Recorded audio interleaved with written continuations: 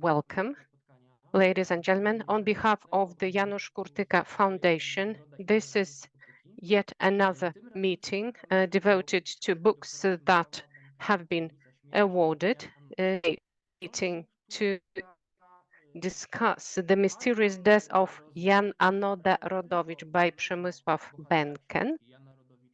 So it's not a meeting to discuss the fate of Jan Rodowicz, to tackle the issues that are typical for the generation that he was representing. It was a special generation of talented people, young people. Life was ahead of them, but the warfare and tragic events did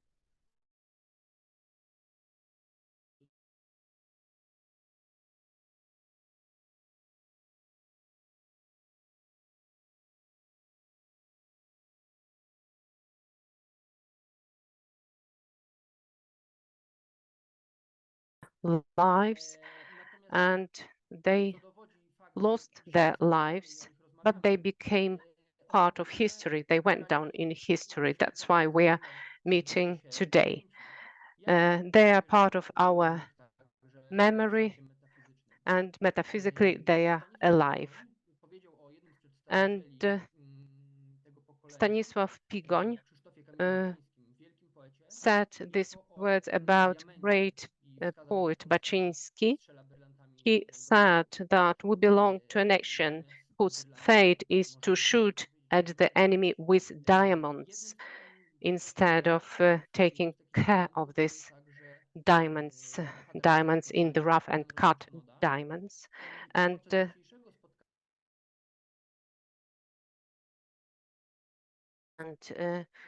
we are going to speak about the treasury of his youth, of his life.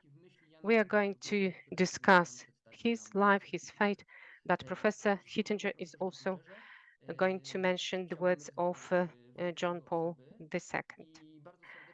And I'd like to meet John Hittinger, and it's his third meeting with us. He has agreed for the third time to cooperate with us, for which we are grateful. And we would like to welcome you, Professor. Thank you for being with us. He is a philosopher, and he studies works of Locke, but obviously John Paul II in particular, and he's a founder and director of the St. John Paul II Institute at the University of St. Thomas. And he also popularizes the words and works of this great Polish representative, St. John Paul II. We would also like to mention that Professor is extremely open and helps us to popularize Polish history in the US. Thank you very much, Professor, for this fruitful cooperation and support. And now let me introduce Dr. Przemysław Benken, who is a Polish historian and political scientist who specializes in the studies of military branch, and he cooperates with the Institute of National Remembrance, Instytut Pamięci Narodowej. He is the winner of a Janusz Foundation Award for the book The Mysterious Death of Jan Rodowicz. This book was translated thanks to our cooperation, our support, and is published in English as well. Therefore, it's going to be accessible to English-speaking audience. Thank you very much and welcome. And before we move to the other part of our meeting, let me invite Damian Bębnowski, the Vice President of the Janusz Foundation, and he is going to introduce the context the backdrop, which is the award by Janusz Kurtyka Foundation. Over to you. Thank you, Łukasz. Ladies and gentlemen, I'd like to welcome you. It's an honor for me that we cooperate with Professor John Hittinger from Houston, from St. John Paul II Institute. And we are meeting today to discuss important issues, and thanks to his support, international audience has our books available in English. Janusz Kurtyka Foundation Awards is a flagship initiative. We select best Polish historians, and we have different rounds of competitions that are held annually, and we select a given topic. As an award, we translate books into English, first of all, second to German, and we cooperate with respected scientific publishing houses abroad, and these selected books are published abroad in these well-known publishing houses, and our expert analysis shows that a key to make our key studies abroad in the field of historiography, to make them popular, it's important to publish them in prestigious publishing houses abroad, internationally, but it is also important to promote these publications, books in intellectual circles abroad. And therefore, we select best authors of best books. We cooperate with Germany, Austria, the United Kingdom, the United States,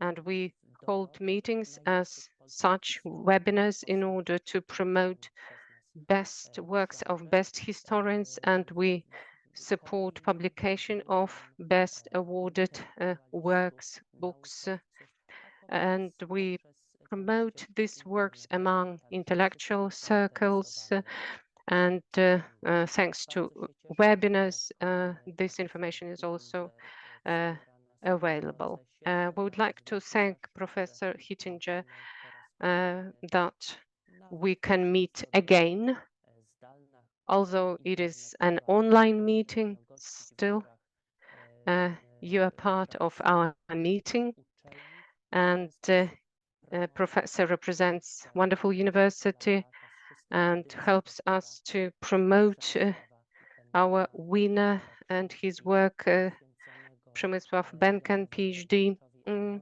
book about Jan Rodowicz, and Łukasz Płocki has already mentioned that he represents a special generation of Columbuses, and it is part of our identity. Ladies and gentlemen, thanks to this project, in cooperation with the Ministry of Education and Science in Poland, we promote and support our Polish historiography, which has never been worse than best international standards. We have always been up to international standards, and we want to speak about that and show wonderful books to the world, books written by Polish historians, and we would like to speak up about special Polish history, extremely interesting Polish history and important history, and we want to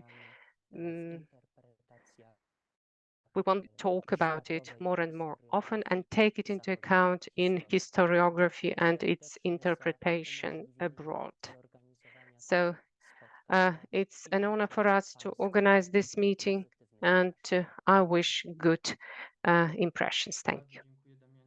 Za wprowadzenie w projekt. Ja jeszcze uzupełniając. Thank you, Damian, for the introduction to the project. Let me also mention that the Polish government supports it as part of scientific responsibility, scholarship and social responsibility in Poland. And now, the crux of the matter. So,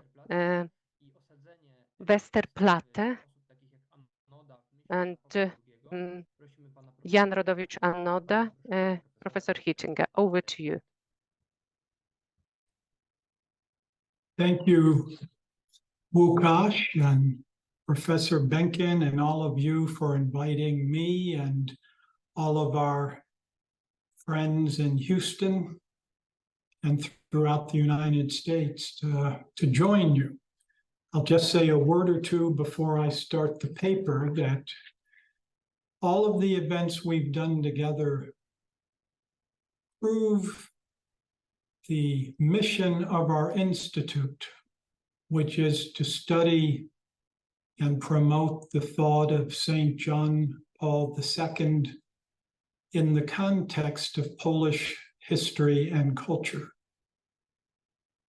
John Paul II provides a real channel and magnification of Polish history and culture because he loved it so much, his homeland, and knew its heritage so well. And all of our students and people who participate learn a lot about Poland in their attraction to John Paul II, including student study abroad and pilgrimage in Poland. So this is dear to our heart and our mission to be able to share this time with you. So let me begin on the treasure of youth, and I will read this brief paper. The story of Jan Rodowicz and the Warsaw Uprising provides a great window to see the tenor of Polish history and heritage.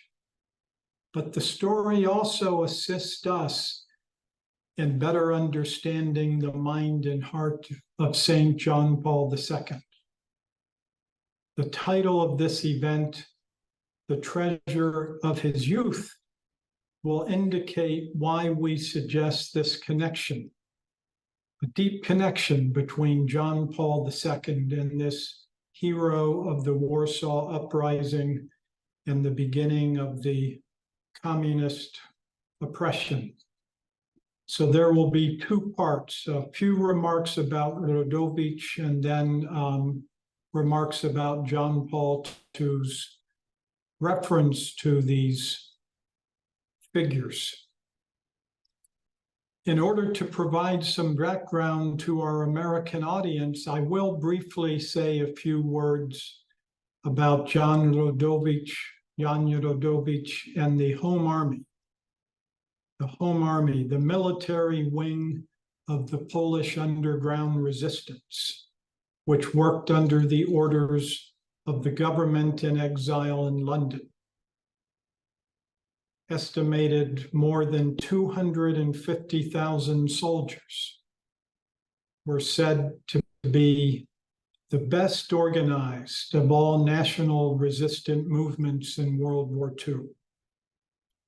The Home Army initiated the operations against the Germans that led to the Warsaw Uprising. And during the 63 days of the uprising, as many as 200,000 Polish people died, most of whom were civilians. And of course, most of the city of Warsaw was utterly destroyed and lay in ruins. And the Soviet army stood idle on the other side of the river Vistula, one of the great betrayals of the Allies' cooperation. In his book, The Polish Underground, 1939 to 1947, David G. Williamson provides a very informative chronicle of the uprising. But after 2 months of intense fighting, the tide had turned against the home army. So on October 2nd, 1944, General Bor Komorowski signed a surrender document saying that he preferred surrender to the Germans than capitulation to the Soviets, who would deport us and destroy us as they did at Katyn. And in the final bulletin, the Polish leaders appealed to the Poles with these words, quote, "Do not believe those who say that with the fall of Warsaw, the heart of the Polish nation is broken.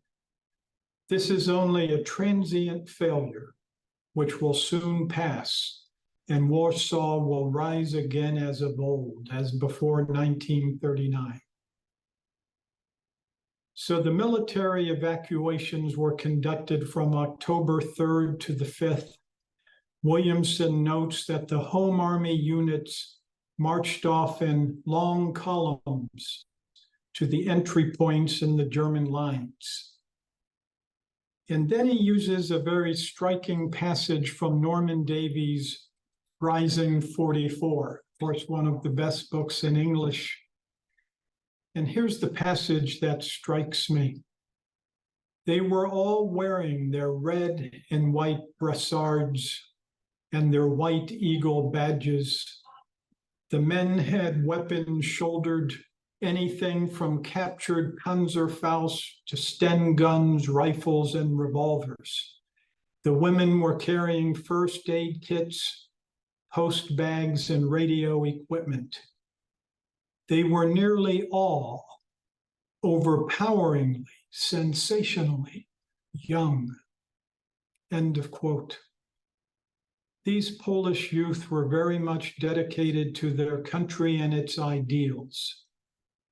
Our hero, Jan Rodowicz, was not among those who proudly marched out on that October day because he was previously evacuated to a hospital in Prague after a series of 3 different serious wounds suffered during his various operations against the German occupiers in Warsaw. But among that generation, which includes Karol Wojtyła, Rodowicz was outstanding for his brilliance in leadership and clarity of purpose, and resumed the role of a leader after the war and died while in the hands of the Soviet torturers in 1949. In 2011, the Museum of the Warsaw Uprising established the Jan Rodowicz Anoda Award in 2 categories: for the entirety of achievements and attitude to life, which is an example for the younger generation, and for an exceptional act. Jan Rodowicz exemplifies the heroic ideal that has inspired Polish youth for centuries and continues to inspire the young. Indeed, in the opening paragraph of his book, Williamson quotes Lord Selborne, who said that, quote, "Poles alone amongst the subjugated European nations had the glory of never producing a quisling, namely a native leader who cooperated as a political underling to the Germans." Williamson conjectures that this is due in part because the Germans made no promises or offers to Polish leaders, preferring instead to execute them, and they openly declared their aim to exterminate the Polish people. But more importantly, he proposes that it was because there was in Poland a powerful and romantic tradition of revolt. The history of the various uprisings against occupying powers was known to every Polish schoolchild, And this contributed to a heroic interpretation of Poland's destiny to rise again and to seek their liberation and that of others. For our freedom and yours was a rallying cry of Polish armies. Now to John Paul II and the treasure of youth.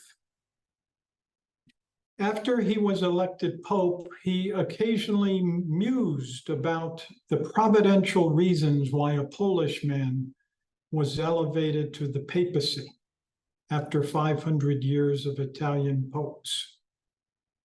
Viewing the call on a historical dimension, he said this: "Not without reason have the Poles throughout their history sought alliances with their closest neighbors and fought for our freedom and yours.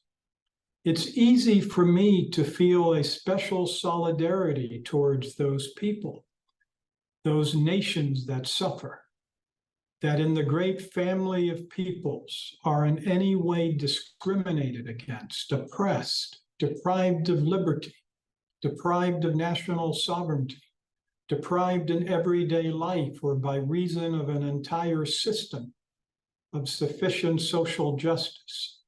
I have learned ever since childhood to be in tune with our nation, which did not have an easy history and which has a present that is not easy."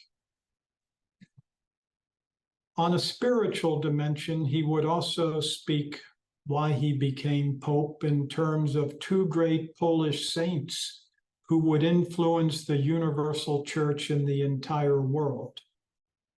Through Sister Faustina Kowalska came the message of divine mercy.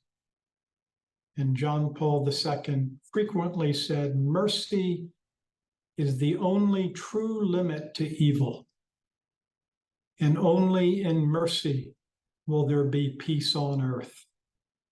That from the humble Polish sister in the Diocese of Karol-Wojtyła.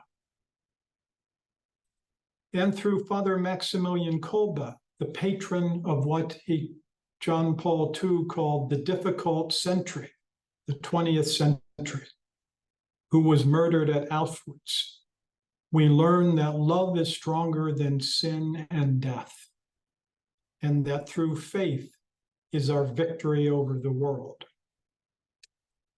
So let's consider the ways in which Karol-Wojtyła learned this heroic ideal that animates Jan Rodowicz, and how he took it with him to the papacy. We can begin with what we know about his upbringing. His father, a Polish army officer, read to him the stories of Polish history and heroes. He read to him the poets of national hope and human renewal. He admired those who participated in the resistance against the Russian, Prussian, and Austrian partition and oppression. He aspired through acting in the rhapsodic theater to preserve Polish culture and to raise Polish consciousness. He would later canonize two members of the uprising of 1863, Rafał Kalinowski and Adam Chmielowski, during the time that Jan Rodowicz was leading Polish scouts and training to be a resistance leader. Karol-Wojtyła participated in an underground theater, underground university, and eventually turned to the underground seminary shepherded by the indomitable prince, Cardinal Sapieha. In his best-selling book, Crossing the Threshold of Hope, he wrote very movingly about why he thinks there is hope in the young. And this inspired the World Youth Days. He spoke of the unique circumstances of his youth, shaped by the painful experience of war, of concentration camps, of constant danger. This experience allowed the development of traits of great heroism. In this book, he first recalls the Warsaw Uprising in 1944 and speaks about the desperate revolt of my contemporaries who sacrificed everything. They laid down their young lives. So John Paul II was deeply impressed with the likes of Jan Rodowicz and the countless Polish men and women who gave the treasure of their youth for their beloved country and for the value of human dignity and freedom. John Paul II had a conviction formed through years of working with young people in Poland and then throughout the world, that the aspiration to the heroic life was true of youth from all over the world. So yes, a very deep Polish trait and part of their culture, which he wanted to bring to the world because he saw the affinity between those heroes and what youth seek in their heart. So in this Crossing the Threshold of Hope, and later in a very important letter to youth, he develops the theme of the treasure of youth. Youth is a special time, he said, given to each young person and to humanity across all spans of the cycle of life to appreciate and cherish, because it is a time of searching, a time of personal choice and generosity, a time of friendship and love, a time of enthusiasm and joy of life. He elaborates on each one of these in the letter to youth. At the core of youth, he says, is the discovery that life has meaning, to the extent that life, one's own life, becomes a free gift for others. That is the treasure of youth. This, he says, is the origin of all vocations, to religious life or to a profession, to a marriage. One has the capacity to form a commitment to a spouse and a family, a devotion to a profession or a form of service to others, an action born of love of country, or a life poured out for the love of God and his church. But each time it's a call to self-sacrifice. See, that's the treasure of youth. Sometimes to the ultimate sacrifice of life. There is no doubt that war is a devastating and always a waste of young lives, experienced on a global scale in 2 world wars. But from within military service, there can be this realization of the treasure of youth, a realization that life and future plans must be risked for the beloved community, for justice and human dignity, and for a witness to the transcendence of God and the ultimacy of conscience in each person. In one of his great speeches to young people, given in 1987 at Gdańsk, John Paul spoke of a Westerplatte moment. He recalled for those present that in September 1939, a group of Poles, soldiers under the command of Major Henryk Sucharski, persisted with noble stubbornness, undertaking an unequal fight against the invader, and gave a heroic fight. Just a footnote, a recent English PBS show called The World on Fire centers on a Polish family in which the father and one of his sons were at Westerplatte. That's at the beginning of this series. Very moving and inspiring. Well, John Paul II recalled also that They remained in the memory of the nation as an eloquent symbol, and he said it is necessary for this symbol to continue to speak, to challenge ever new people and generations of Poles. Now, one could equally recall August, September of 1944 and the Warsaw Uprising, as well as we do today. Thus, Professor Benken speaks to us today about Jan Rodowicz, and his book will serve the memory of his nation by allowing this life to speak to the youth of Poland and, of course, the world. Because in part through John Paul II, in part through Poland's heroic measures in World War II, and now in NATO and present challenges, I think Poland has a much greater attention given to Poland and its story. So be it Westerplatte or Warsaw or some other locale, John Paul II will say, we discover tasks that need to be undertaken and completed. Some just cause that cannot but be fought for, a duty that cannot be shirked, and an order of truths and values that need to be maintained and defended. So I think that's the ultimate value of these lives we remember, and the call to all of us, but particularly the youth.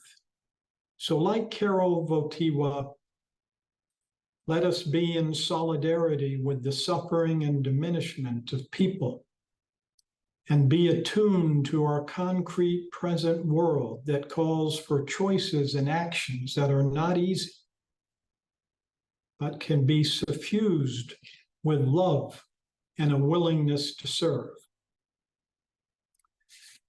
Now, as a conclusion, I'll just say the treasure of youth derives particularly from the story of the rich young man in the gospel.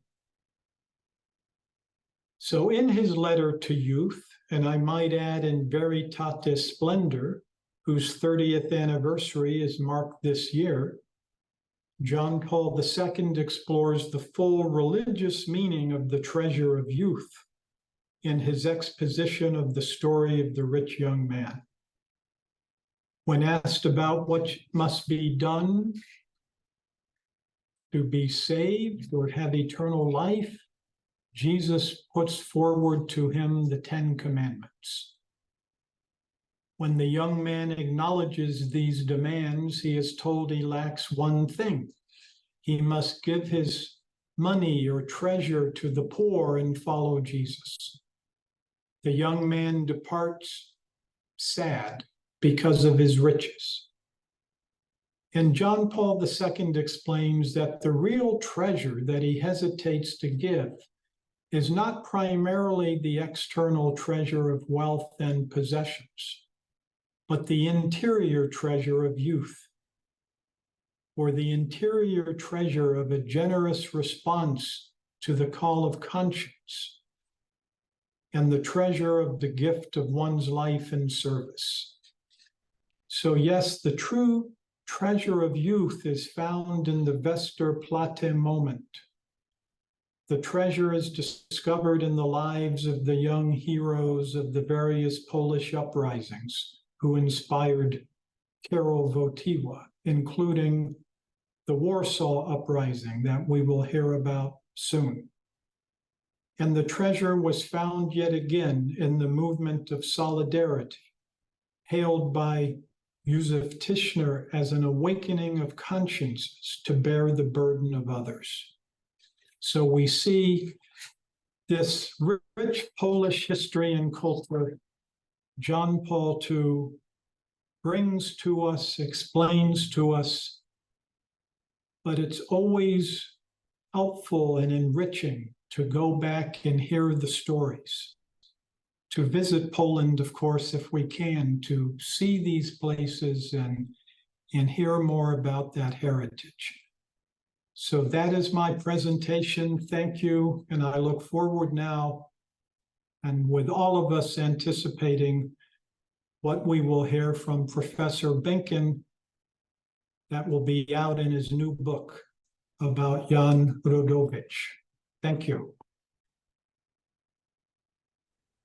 Bardzo dziękujemy, panie profesorze, za to Thank you, wystąpienie. Professor, for your speech. You've managed to describe the spirit, the notions that Poles use while looking at their history and heritage. Thank you very much. It's an excellent introduction into Jan Rodowicz's life. And now Professor Benken will describe the life and choices of Jan Rodowicz in this context. Thank you. Over to you. Welcome, ladies and gentlemen. It's an honor for me to say a few words about Jan Rodowicz, mentioned by Professor already, also known as Anoda. He was born on the 7th of March 1923 in Warsaw. He was raised in a patriotic family that represented the elite intelligentsia of Warsaw circles, milieu in those days, and his father Kazimierz Rodowicz was a professor at the Warsaw University of Technology. His ancestors were fighting in the national uprisings of 1831 and 1863, mentioned by Professor Hittinger. As a child, as his mother Zofia Rodowicz mentioned, recalled years later, was impetuous, witty, full of ideas and dreams, stubborn and very full of tenacity, but with time, this tenacity turned into willpower. Jan Rodowicz graduated from the elite Stefan Batory Gymnasium in Warsaw in 1939. So when the Second World War broke out.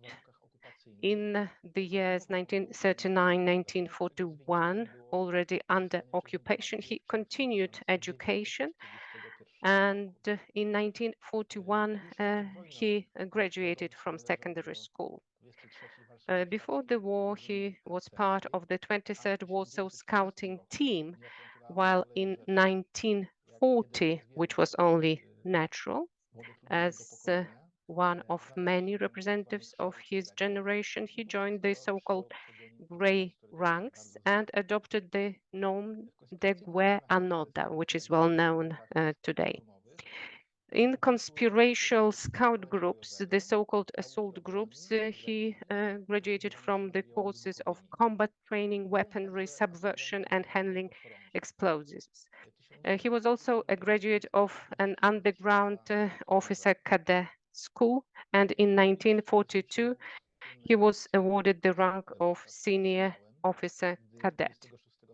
Jan Rodowicz took part in the well-known Operation Arsenal, and on the 26th of March 1943, the assault groups of the Grey Ranks freed Janek Bytner, also known as Rudy. They snatched and freed him from Gestapo. So a few friends managed to stop a prison van which was carrying Rudy, and in a fight with the prison van officers, they managed to free Rudy, and unfortunately he was wounded in the neck, but was awarded the Cross of Valor for his participation in the rescue of these prisoners. After the changes in the assault groups, which were changed into the Home Army Zośka battalion, Jan Rodowicz became deputy commander of the 3rd platoon in the 1st Felek company on the 1st of September 1943. He then took part in fights in 1944. On the 5th and 6th of April, he commanded a particularly successful action, and they blew up a railway culvert, for which he was awarded the Cross of Valor. In November 1943, Jan Rodowicz was promoted to the rank of a sergeant cadet. It is important to mention the words of Anna Borkiewicz-Celińska from Zośka Battalion. Let me quote her words. Jan Rodowicz attracted people because he was a great friend. He was never indifferent to anyone. He was demanding as a commander, but subordinates really liked him. He was very lively, and he said that he would not dance as long as the war lasted. But when ladies asked him why was he not dancing, he said, "I cannot." But actually, he was a brilliant dancer. But he refused to dance during the war. Speaking of Warsaw Uprising, he took part in the Warsaw Uprising with his brother Zygmunt. Zygmunt died, but Jan, on the 2nd August 1944, took part in an action, and they captured the German tank. On the 5th of August, he was wounded in the leg, but he continued to fight afterwards. On the 8th of August, he took part in an effective counterattack on the flank of a German attack at a critical point in the battle. So he was awarded the Order of Virtuti Militari, the 5th class, and 3 days later, he was promoted to second lieutenant. On the 10th of August, a sniper's bullet pierced his left shoulder. So he had to be placed in the hospital in the old town. On the 30th of August, he moved to the city center using the pipeline. And on the 15th of September, he reached Czerniaków. He reached Czerniaków on the 8th of September, but on the 15th September, he was seriously wounded into his left shoulder and in the scapula. Next, he was wounded again because a grenade blew out. So he was heavily wounded. And on the 17th of September, he had to be evacuated to the east bank of the Vistula River. And soldiers of Polish People's Army escorted him. He was taken to a field hospital. He underwent surgery and had blood transfusions 3 times. After a week, he was moved to Otwock, but he was afraid of being arrested because he was part of the Home Army. So he fled from that hospital. And obviously, during the uprising, Warsaw was fully destroyed.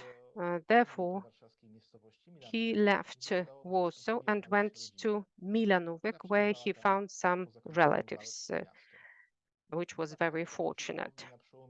He returned to Warsaw at the end of February, beginning of March 1945.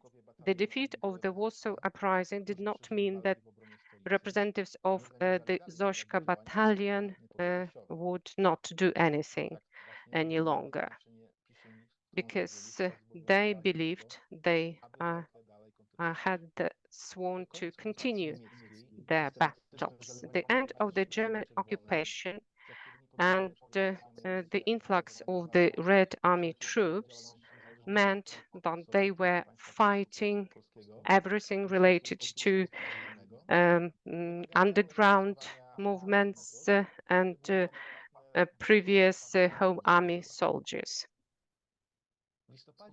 In November 1944, one of the former company commanders of the Zośka Battalion Henryk Kozłowski, a friend of Rodowicz, met in their capital with Colonel Jan Rodowicz, who was a former commander of an insurgent grouping, which included the Zośka battalion. And he informed him that there was a secret formation being formed to continue the fight for an independent Poland. In January 1945, Kozłowski received an order from Radosław to form a unit composed of veterans of the Zośka battalion. It was not numerous, and in its ranks, Rodowicz became first a deputy commander of the unit and then a commander of the special group, the so-called combat group. This unit distributed anti-communist leaflets and repainted government posters, and Anoda was specializing in this task. The members of the group also made attempts to detain soldiers of the People's Polish Army, to seize their weapons and elements of the uniforms. They also planned more daring actions using the weapons that they managed to salvage from the anti-German conspiracy and from insurgent fights, but in the end, such action with weapons never happened. Importantly, Kozłowski and Rodowicz became Radosław's most trusted members of former Zośka battalion. Among other things, they accompanied him during clandestine meetings and formed his personal protection guards. In June 1945, in appreciation of Anoda's commitment to independence activities, he was awarded the rank of lieutenant. On the anniversary of the outbreak of the Warsaw Uprising on the 1st of August 1945, officers of the security arrested Radosław, and his subordinates came with the idea of recapturing the commander. There was a successful plot to kidnap the Soviet ambassador in order to exchange him for Mazurkiewicz, and Anoda took part in that. On the 21st of August 1945, Radosław gave orders to open up and release them before the communist authorities. And the commander argued that further armed struggle in the existing situation made no sense, and everybody should proceed to rebuild the country and get an education. So many Home Army veterans revealed themselves, and they wanted to take advantage of the so-called amnesty for soldiers and independent underground, which was guaranteed by a decree dated 22nd July 1945. And Rodowicz disclosed himself before the Home Army Liquidation Commission. And earlier on, he had buried the weapons of the liquidated unit, which was handed over to him by Kozłowski. In the autumn 1945, Rodowicz began a university degree program. Initially, he studied at the Faculty of Electrical Engineering at the Warsaw University Technology. He had severe problems related to injuries that he suffered during the uprising, and this is why he was not able to apply to the Department of Architecture.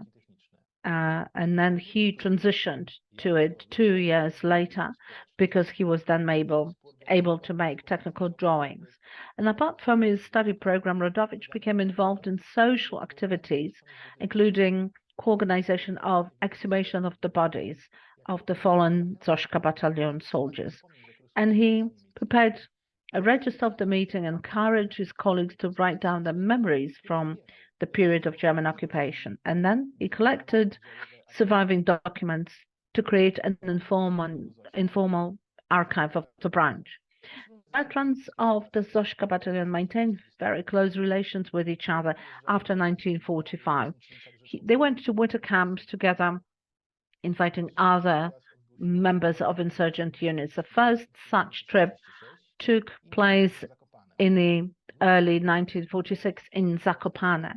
The second winter camp took part in 1946-47 in Szklarska Poręba, and the third and the final one was held in Karpacz, end of 1947, beginning of 1948. The winter camps were a place to discuss the current geopolitical situation. And some of the participants did not hide their negative attitude towards the new authorities, the communist authorities. Among the Zośka members who found it most difficult to come to terms with communist rule was Rodowicz. And during those joint meetings, the young people made very general plans for actions that could potentially be taken should favorable circumstances arise.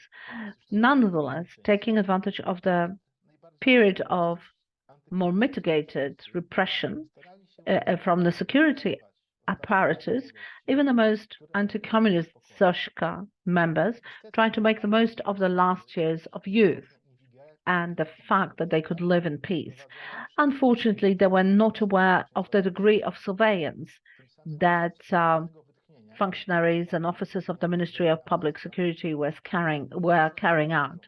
And this time of relative respite was actually the calm before the storm that was soon to break out. So those people who originated from former social elites remained to be considered enemies, and they had their rich experience of combat during the Warsaw Uprising, and communists regarded them as a perfect target of their activities and a threat to their authorities. The death of Jan Rodowicz's death occurred on the 7th of January 1949, and those circumstances are still not clear. According to the official version of the security officers, the young man died as a result of a suicidal jump from the fourth floor of the Ministry of Public Defense Public Security building in Koszykowa Street in Warsaw. The death occurred after he fell onto a courtyard made of concrete. Nevertheless, the fact that the case of Anoda, who was arrested by officers on Christmas Eve 1948, was investigated by Division 4 of Department 5 of the Ministry of Interior, which was headed by Major Victor Hera, was known for his ruthlessness. And this gave rise to an idea that Anoda had actually been murdered. And the suicide version was to be used by the officers to cover up his premature killing and to crush his post-war legend and to present him as someone who chose a non-humble death. So the arrest of Anoda was part of a larger operation targeting the Home Army veterans from the Radosław grouping. Rodowicz was detained as the first person because he was considered to have a great deal of knowledge about his fellow underground members. And Major Hera had information from agents that Anoda concealed weapons from the occupation period, the weapons that the Home Army soldiers did not surrender, even though the weapons were never used against communists, but the latter wanted to use this fact to accuse Radosław's subordinates of preparing acts of terror against the communist authorities. That was utter nonsense at that time. And in reality, the former insurgents who revealed themselves, who went to universities, took up jobs, started their own families, they posed no real danger for communists. However, their social background, their life choices that they made during the Second World War, this in itself put them in a position of enemies of the communist regime. And we need to remember that, like I said, that the arrest of Rodowicz was just a preamble to a broader operation. And those arrests cover a larger group of people, men as well as women, because Home Army also had women among the ranks. And the arrests also included wartime people with wartime invalidity who physically had no opportunity to get involved in anti-communist activities. So the point was not to quash the real danger, but rather a way to eliminate inconvenient people from public life. As for the investigation in Anoda's case, little is known about it. Among other things, several interrogation protocols have survived. Among them, a biography of Jan Rodowicz, a description of the units that were part of the Radosław Home Army Group, report on the unearthing of the weapons that were hidden by Anoda, and official information on his death presented in a notification sent to his family. This was a very specific source material, even though it could be read that Rodowicz indicated a place where the weapons were hidden, and he told the during the hearings about the alleged plan to set up a unit, but his testimonies were probably forced by deception, blackmail, or beating. Major Hera and Lieutenant Bronisław Kleina, who were the last ones to interrogate Anoda, they swore years later that not only had Rodowicz never been hit, but the voice was never raised to speak to him. However, accounts of other prisoners of Ministry of Public Security indicated that physical and psychological terror was a regular practice during the interrogations. And the communist security apparatus could have gained a knowledge of interest in many different ways. They acquired a dozen or so informants among the veterans of the Home Army Radosław grouping, and they were a source of information that could be used later during investigations. And regretfully, some of those informants were former members of Home Army and participants of Warsaw Uprising. During interrogations, Anoda did not incriminate Radosław and answered questions evasively. So obtaining material against Colonel Mazurkiewicz was one of the main goals of the arrest. So Major Hera applied sophisticated means of psychological pressure against Rodowicz. Security officers on the 3rd of January 1949 arrested several more former officers of the Zośka battalion. And on that day, Anoda was seen for the last time by one of his colleagues from the Zośka battalion, and at the time he had no traces of a beating. And there were several hypotheses about the circumstances of Anoda's death. Initially, the prevailing version was that Anoda was shot during an interrogation. One of the main arguments indicating that Anoda had been killed by a shot to the head was coming supposedly from documents that his relative, Leonardo Rodowicz, supposedly found in 1960s. She was working at that time in the Central Archives of the Ministry of Internal Affairs. However, the woman's personal file indicated that the events actually took a somewhat different course. Indeed, she had come into contact with materials relating to Anoda, but this did not contain information about the shooting of Anoda, only records from his case from 1940s. Some of the circumstances suggested that Anoda may have died as a result of a beating. In 1949, Rodowicz's father was informed in a private conversation by Dr. Konrad Okolski, director of the Infant Jesus Hospital, that he had decided to break his promise of silence given to Professor Viktor Grzywa-Dąbrowski, who had secretly performed a post-mortem on Anoda's body. And this revealed that Jan Anoda was martyred and tortured because his chest was dented. According to Dr. Okolski, when the body of Anoda was taken by the ministry employees to the forensic medicine department, the latter, that is Professor Grzywa-Dąbrowski, refused to sign the autopsy protocol and then carried out an inspection of the camps at night in a clandestine way. So we have some evidence that there were signs of beatings. The head of the hospital expressed certain views, and in July 1959,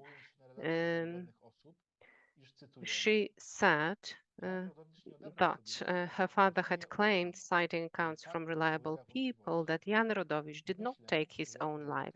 His life was taken from him, and that fact is beyond doubt. I believe that as the director of the hospital associated with the clinic on whose premises the examination of the body was carried out, her father, he had access to truth about the conditions and causes of the death of your son. Unfortunately, Professor Grzywo Dąbrowski, in a conversation with Anoda's mother on this subject that took place in 1960, did not express this opinion. This was all the more strange because this physician was not a stranger to the family and relatives of Rodowicz. It is still a mystery why he didn't want to disclose this information. Another version of events is that he jumped out of the window of the building of the ministry onto the garages nearby in an unsuccessful attempt to enter the territory of the British embassy. Enraged by this fact, officers allegedly beated him. However, the anonymous eyewitness of these events was not these words were not confirmed, and this witness was unreliable. So what is the situation? We still believe that officers of the Ministry of Public Security are responsible for the death of Jan Anoda Rodowicz. So in my book, I present my own hypothesis about the death of Jan Anoda Rodowicz, but I'm not going to present my hypothesis. So please, I invite you to read my book and you will learn my hypothesis and you can learn the situation in detail. As Professor Hittinger mentioned, in the long run, the Ministry of Public Security never succeeded to erase the historical achievements of these young people from history and memory. Anoda is featured in documentary films, in feature films, articles, papers, literature is created about him, and we can see a lot of signs of their presence in history. So they symbolically are winners and they have been successful. And referring to the title of our today's meeting, we can say that if Jan Rodowicz was alive, he would have been an architect who reconstructs our capital that was destroyed.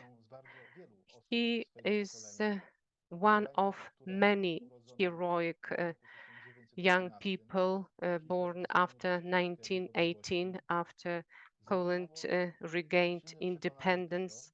And these young people were raised in the spirit that independence of Poland is not given to you once and for all. You have to be ready to fight for Poland's independence whenever new threats appear, as it happened in 1939. These were patriots with strong beliefs, but we have to remember that these ideas were part of their upbringing. We have to remember about the attitude to Christianity. Jan Rodowicz was a very strong believer, an ardent Catholic, as many of his colleagues, and he could find this strength to make these very difficult choices during his very short life. Ladies and gentlemen, thank you very much for listening to my short presentation about Jan Rodowicz. I'm sorry for the poor quality of my video, but I hope my voice could be heard, which is very important. We have to listen to each other carefully if we want to exchange our views. Thank you very much.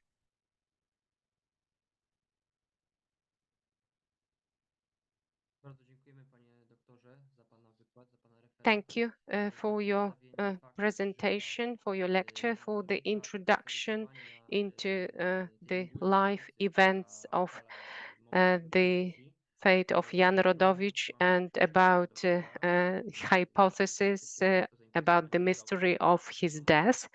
If you are interested, please read Mr. Benken's book.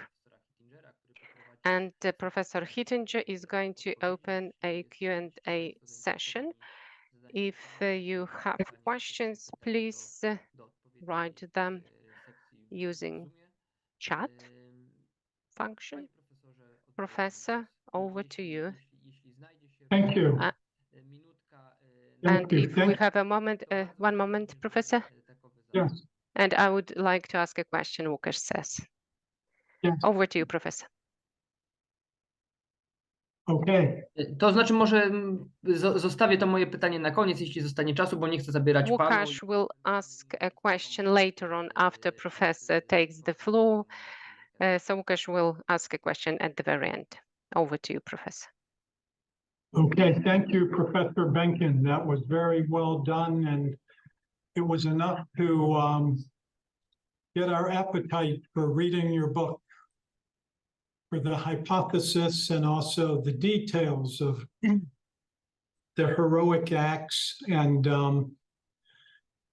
I would like to begin with a question about that time after the communist takeover. So let me ask you this on the options that were in front of these young people who did do such heroic deeds and serve their country in that uprising. When the communists took over, would I be correct? Let me just put out a couple options and you can tell me how to fill this in. It would seem that if you were able, you would go into exile, right? We know that some of the higher leaders like General Boer went to England. So I would ask, let me just ask a series of questions here. See, was it possible for the younger members to have any way to leave the country? Number two, is it the case then, I think you were saying that most of their names were being revealed. So it was not possible to stay anonymous for long. Is that correct? In other words, I know part of the hallmark of the Home Army was, using codes so that not everybody knew each other. And so if someone was captured, they wouldn't, as we say, spill the beans. But it sounds like the communists were able to get a reliable list. So number three, if you can't go into exile, remain anonymous, were each of these men and women faced with a stark choice that you had to do some form of cooperation, whatever that may be, hopefully not obviously betraying others, but whatever it is, these hard decisions about cooperating with the oppressor, that's always been a challenge in those stretches of Polish history. So is it cooperate to some degree or resist? But resistance, as they say in the movie, seemed to be futile, right? That as opposed to a war situation, there was not many options for resistance. I mean, resistance would mean you would die. And of course, maybe I'll see your hypothesis, but of course, maybe that's what happened with Jan, is that they pushed him too far and he just resisted and they either beat you to death or... So I hope that's clear. Just could you lay out the options for these young people in this, you know, the country that won the war, then lost the war, the continuing tragedy of the Polish struggle for freedom? What are those options they had?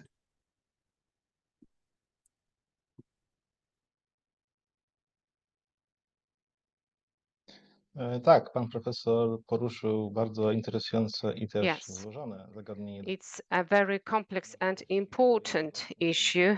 What are the options in reality, in the communist reality in Poland?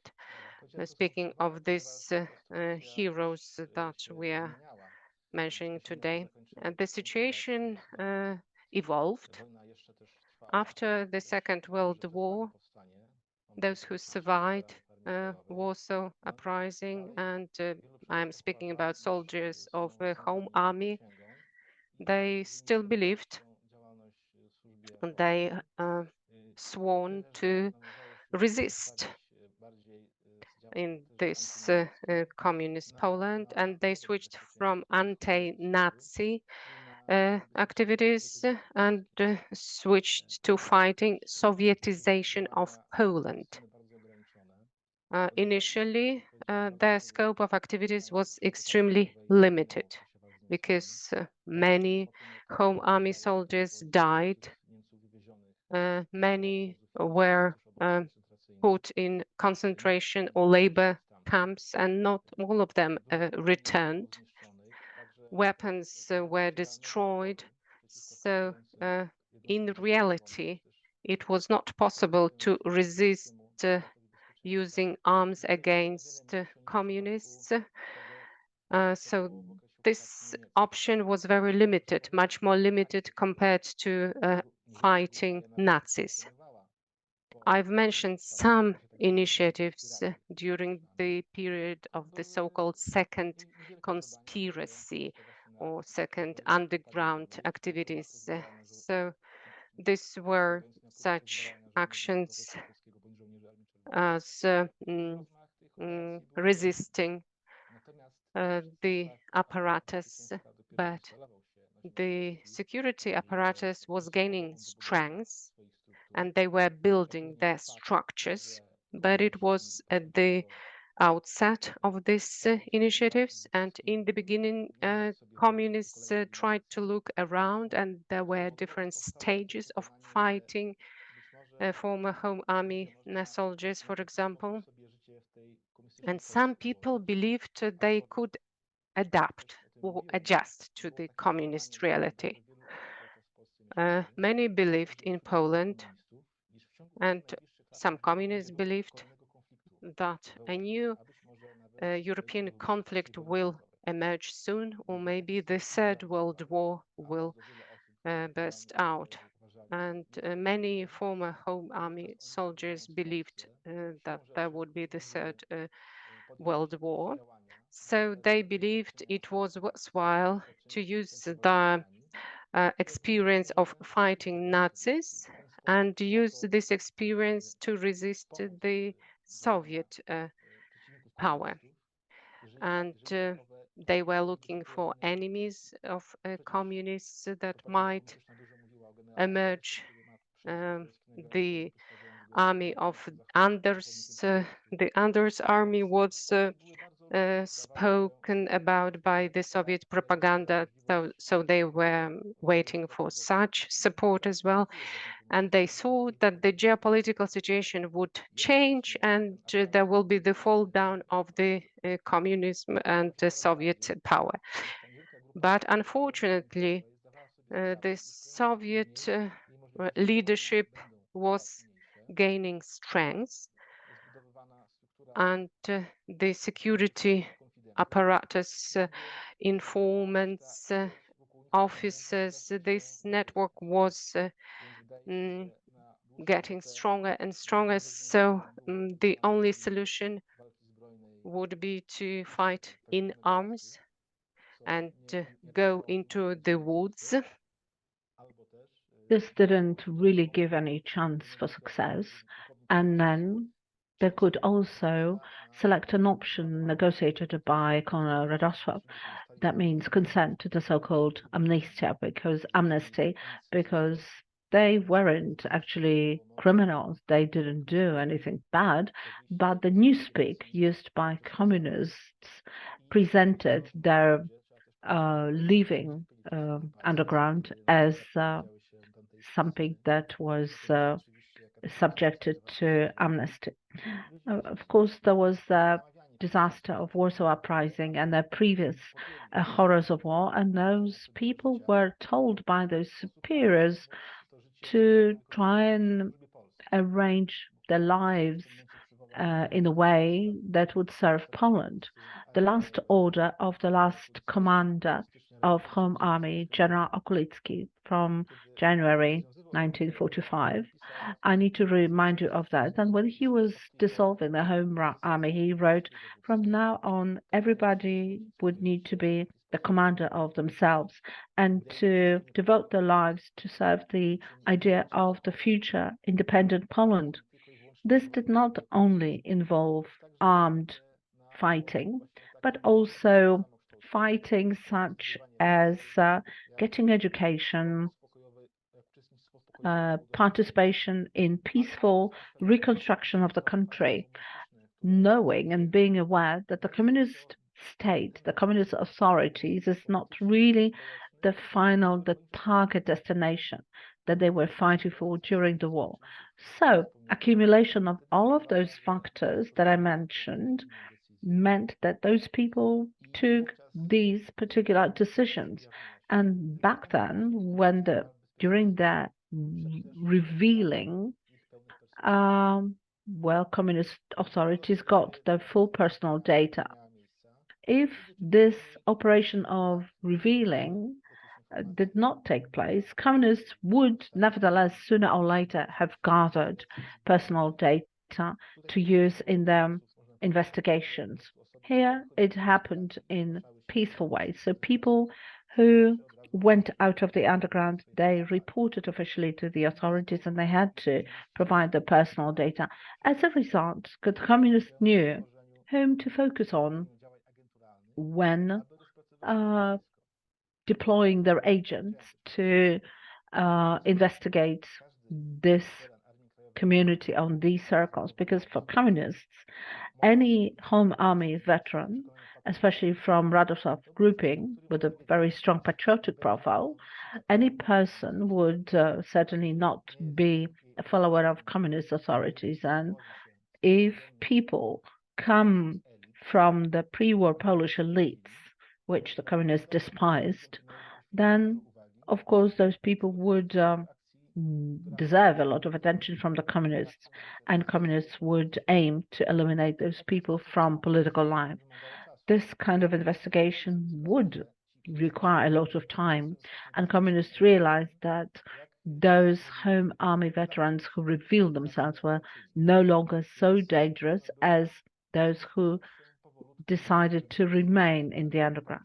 So communists, without any haste, started to explore these circles, and then they could take another step to crush this community.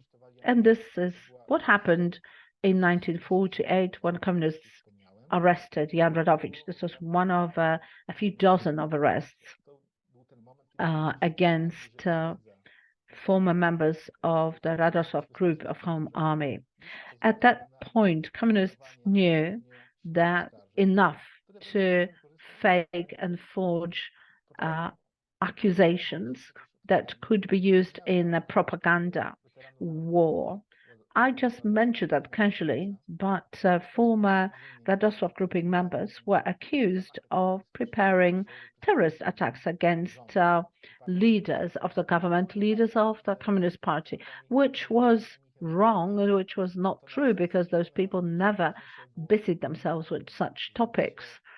However, the main point was to get hold of evidence that might indicate that this kind of danger was imminent from the on the side of the Home Army, and also the fact of some old weapons that were buried were also used for that, even though those weapons were old, obsolete, and could never be used.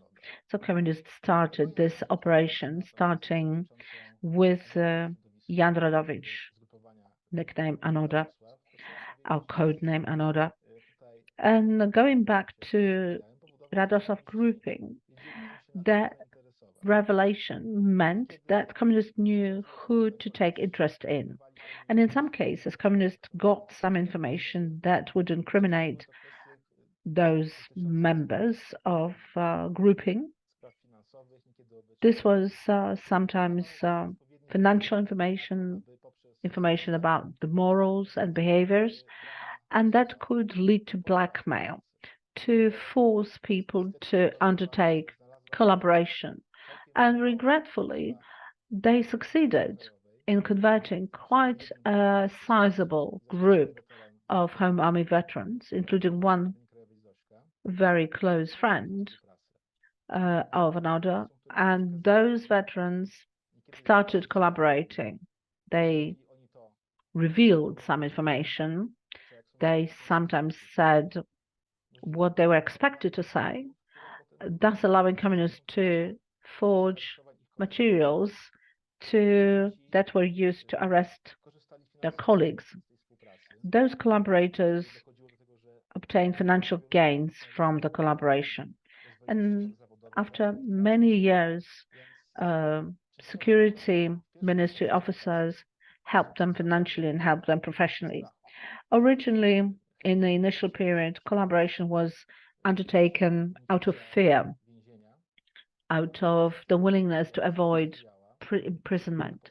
But when the collaboration evolved, then based on the records of those informants, now stored at the Institute of National Remembrance in Poland, well, one could see that those people evolved as collaborators. They noticed economic benefits, personal benefits, and they were very eager to use those benefits. And interestingly enough, none of those collaborators ever admitted that they were secret informants.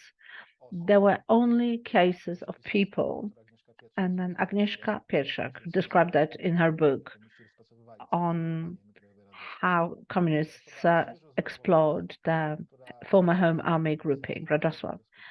So people who signed a collaboration declaration, these people would deconspire themselves, and then the colleagues knew that they could not talk to that person on a number of topics. And this information was soon gained by communists, and the communists knew that this person was useless.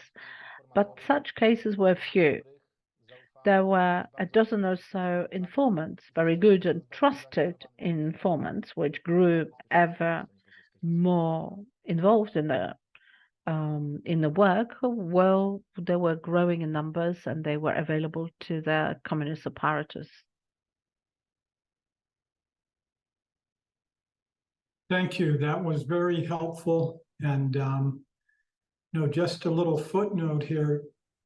By chance, last night I found a tape of an interview with General Bor Komorowski done in the United States in about 1950. And he did talk about a coming war, and it just sort of surprised me. But you sort of filled that in, that some people were hoping there would be some continual war. Of course, it turned into the Cold War. And then your other point I take to heart, they already had their methods, which we in the West learned about, of course, from Solzhenitsyn back in the 70s, that picking on elites and social classes. And of course, we know from Poland, religious affiliation became a matter of discrimination. And that was a point that Wyszynski and Cardinal Wojtyła both tried to challenge, but not to much avail. So thank you. That was very good. And before Łukasz, you jump in, I will read one of the questions that was sent is a comment by Amanda Schaefer saying to you, Professor Benken, it's a fantastic story, a very compelling case on this hypothesis of Jan's life. I want to read the book. So not a question there, but just congratulations on your talk, and your book will certainly have some people seeking some more information. Okay, Janusz, or I'm sorry, Łukasz.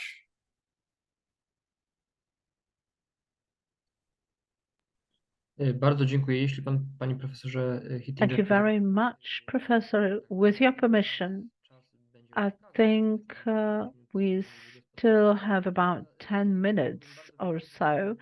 I would really be grateful to Mr. Przemysław Benken for presenting Jan Rodowicz Anoda as a Polish scout. We need to remember that Polish scouting was quite unique and different from Baden-Powell's scouting. This was a scouting organization with a strong patriotic profile.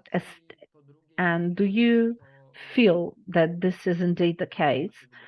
And how would you present Anoda as a Polish scout? Yes, like you said, Łukasz, and like I mentioned before, one of the very characteristic feature of Polish youth and Polish scouts was that they were growing in a country that had very young statehood. Poland regained independence in 1918. That was a few years before Jan Rodowicz was born. So all of the society, as well as young people, were living in the shade of this fact. That means the Polish scouts were much more patriotic, and they had quite a few military elements in their work. There were publications on military topics, and those scouts took part in various kinds of initiatives and undertakings in collaboration with the army. So I could say that as very young people, they were absorbing this patriotic spirit and the preparation that, if need be, they might have to fight for independent Poland again. Because, as I mentioned earlier, they knew very well that independence was not given for free to Poles, and it was not given forever. They knew very well that Poland had lost its independence and was partitioned. So any activity of Polish scouts was preparing those young people to become active in underground structures. This also helped them to develop habits such as being disciplined, being dutiful. So it developed traits of character, a sense of belonging to a group, sense of loyalty to a group, and also some physical stamina was important. Being a scout meant to be physically fit. There was also a code of honor that they adhered to. and that also was very important in the underground movement during the Second World War. So this was an excellent school of training for those young people, which helped them very much to be in the underground movement. And it's something that we see in Rodowicz's case, this kind of joint scouting experience built a very strong bond between those young people. Not only did they practice together to protect their state, but they also had fun together. I've mentioned winter camps after the Second World War. So they spent a lot of time together according to scouting traditions. So there were scouting camps modeled against the previous tradition. So this tradition helped them to cope with tragic experiences during the Second World War.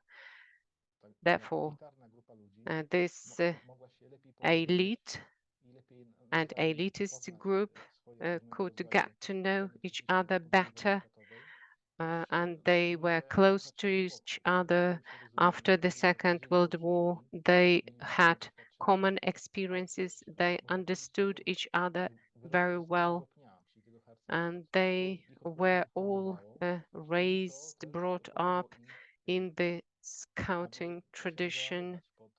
So that helped them to be strong, not to give up after what they've seen, what they've experienced. Jan Rodowicz and his colleagues, these are young men and women who suffered a lot, who faced tragic events, but they were not pessimistic. They never gave up. They were extremely strong, but they were well educated as well. They had broad horizon. They spoke foreign languages. They had great personalities. And this war did not destroy them. They did not give up psychologically or morally, thanks to their upbringing, thanks to their families, thanks to their experience as scouts. Therefore, they had wonderful fundamentals despite all the threats and tragic experiences. So they learned a lot as scouts. They learned to support each other, to cope with a lot of very difficult experiences. And if someone was wounded, for example, a friend was wounded, they helped them. And when they were imprisoned during the communist days, well, they were strong. Unfortunately, there were people who decided to start cooperating with the security apparatus, security officers. But I strongly believe that Polish people are a phenomenon, and they are morally extremely strong, and they made difficult choices, and these were good choices thanks to friendships, thanks to their upbringing, and thanks to being scouts. So this would be it, I would say. Thank you. Professor Hittinger, would you like to say something? Professor? Over. Yes. Can you hear me now? I have another question from Amanda Schaefer. What started your personal interest in the life and death of Jan Rodowicz? Is there a family connection? Did you obtain information from those who knew him in life?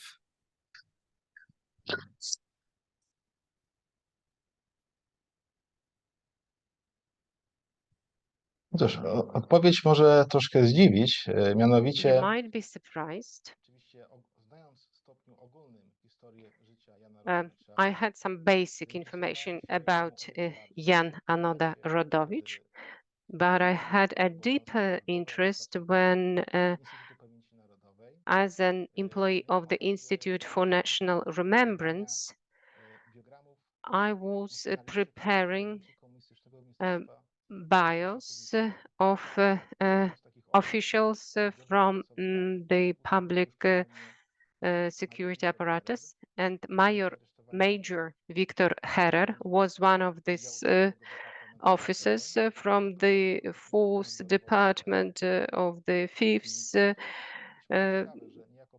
sector who was supervising Anoda, and that's why I started reading about Anoda and Herrer, the executioner, let's say the torturer, and I learned more about him. And there were a lot of protocols and a lot of note-taking by him. And I was convinced that Jan Rodowicz was innocent, and in the papers of Herrer, it was written that he committed suicide, which I did not believe.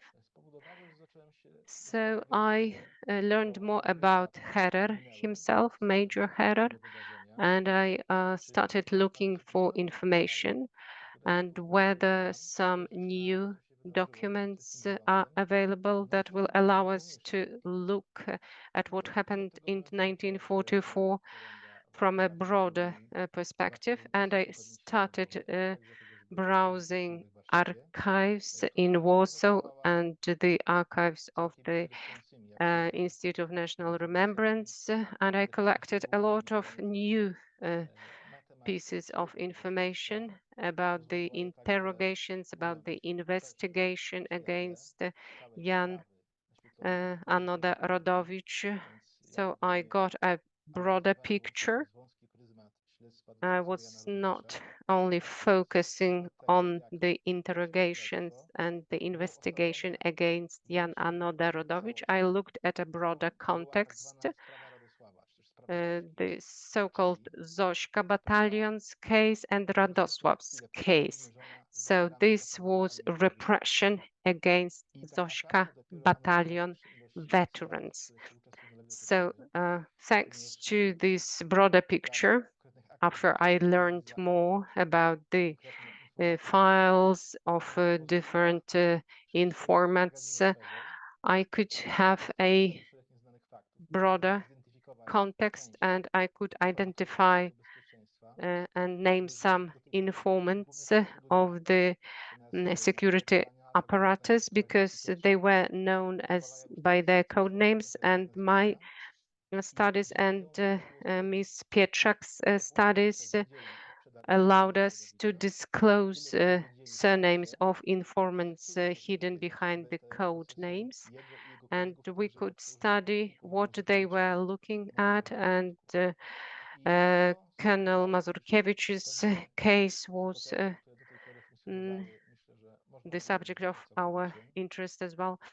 So we decided that some hypotheses were probable, some were not probable, and we could formulate our own hypothesis, which is most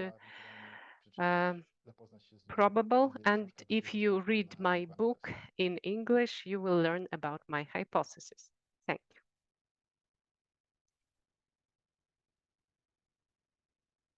Thank you. Łukasz, if I may ask another one, and I know it could be long, but Professor Benken can make it short. You know, the mystery for us outsiders reading this history, could you briefly say something about was there an expectation of Soviet help? Did General Bohr get any kind of communication, or was it simply of course, an ally is going to help you. And so we can proceed on that basis. And did the good allies like the United States, I think I know the answer to this, unfortunately, in any way try to tell the Soviet army, for God's sake, you've got to help the Poles?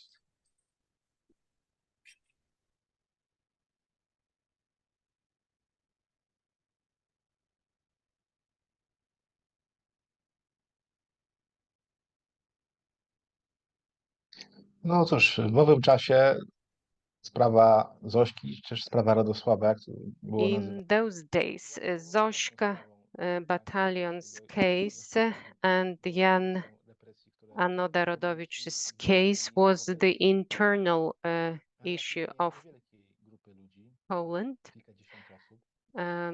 These were dozens of people who became victims of the Soviet apparatus. And in those days, taking into account the geopolitical context, partners, allies did not have knowledge about that. And the US, could they do something to prevent Sovietization in Poland, taking into account Yalta and Tehran conferences? We could organize a separate meeting about that and prepare separate lectures on that subject, so we can have different approaches and different views. So when we speak about apprehending members of the Zośka battalion and home army soldiers, it was not actually well known to people. Communist newspapers, of course, mentioned that some enemies were disclosed by the Soviet government and officers, but it was not well known abroad. So Okay, I am thank you. afraid I know. we could not help it from abroad. Yes, please. No, I'm just saying I appreciate that. I know our time is limited, so I would just say again how thankful we are for what you've shown us about the life of Jan Rodowicz, and we will be looking forward to seeing your book soon. Thank you. That's all the questions here on the queue and from my part.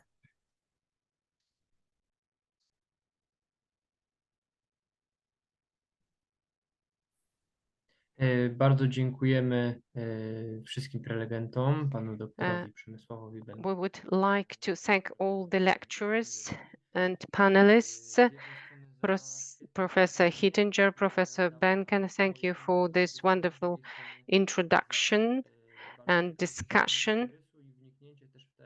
And it was extremely interesting to look at live events of Jan Anoda Rodowicz and his choices.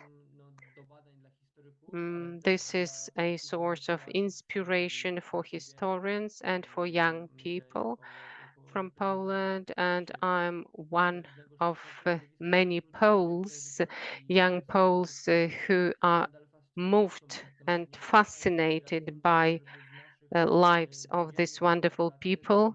And in our smaller and bigger Westerplatte moments, we are guided by choices of Jan Anoda Rodowicz and his colleagues and friends. And the words of John Paul II are also important and guide us in our lives.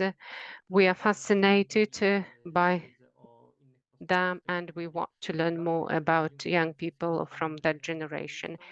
Thank you, dear panelists. I would like to thank interpreters as well, who supported us behind the scenes, but they helped us to discuss these important issues. Thank you, dear participants. Janusz Kurtyka Foundation and the YouTube material is available, and you can learn more about the book by Mr. Benken. And there is a video there on the treasure of youth, among others. And please watch and listen to it. And please visit our website. And you can learn more about how to reach the book by Mr. Benken. Thank you, dear organizers. Thank you, dear panelists. Thank you all, ladies and gentlemen, who helped us. Thank you, the entire team of Professor Hittinger.